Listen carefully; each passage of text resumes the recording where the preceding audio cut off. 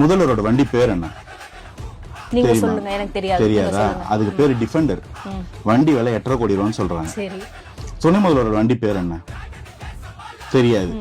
அவர் வச்சுட்டு இருக்கிற வண்டி கலெக்ஷன் எல்லாமே ஒரு 2 கோடி 3 கோடிக்கு மேலன்னு சொல்றாங்க. ஜெயலலிதா அம்மையோட வீடு எங்க இருந்துச்சு? போயஸ் கார்டன். அவங்க ரெஸ்ட் எடுக்கிற தோட்டம் எங்க இருந்துச்சு?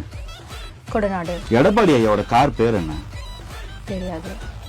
தோராயமா விலை 2 கோடி இருக்குமா? அதே மாதிரி தானே இருக்கும்.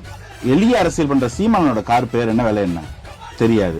அதுவும் ரேஞ்ச் ரோவர், ஏறக்குறைய 80 லட்சம் 1 கோடி ரூபாய் வண்டி. சொகுசு அரசியல்ன்றதுக்கு டெபினிஷன் என்ன வச்சிருக்கீங்க? சொகுசு அரசியல் ஒரு வார்த்தையை ஈஸியா குத்திக்கிட்டே இருந்தீங்கல்ல, சொகுசு அரசியலுக்கு எனக்கு விளக்கம் சொல்ல. போயஸ் கார்டன்ல வீடு, கொடநாட்டுல எஸ்டேட், ஆழ்வார்பேட்டையில செனட் ஆஃப் ரோட்ல வீடு. சரி, விஜய் சார் என்ன கார் வச்சிருக்காரு? சொந்த காசுல சம்பாதிச்ச காசு, உழைச்சு சம்பாதிச்ச காசு. அவர் எவனையும் திருடல, எந்த ஊழல் குற்றச்சாட்டும் அவர் பேர்ல இல்ல.